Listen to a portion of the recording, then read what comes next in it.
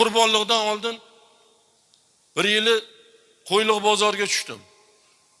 Aylanib yursam bir hafta 10 kun bor, men bilgan to'q odam, o'ta to'q odam, do'konlari, mashinalari, uylari shunaqangi men bilaman hammasini.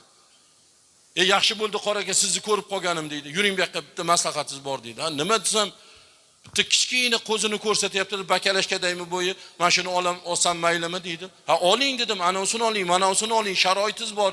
Uyga tashab qo'ysangiz po'choqlari yeb katta bo'laveradi, kerak paytda so'yib, manza qilib bolalardan yevrasam, qurbonlik qilmoqchi edim deydi.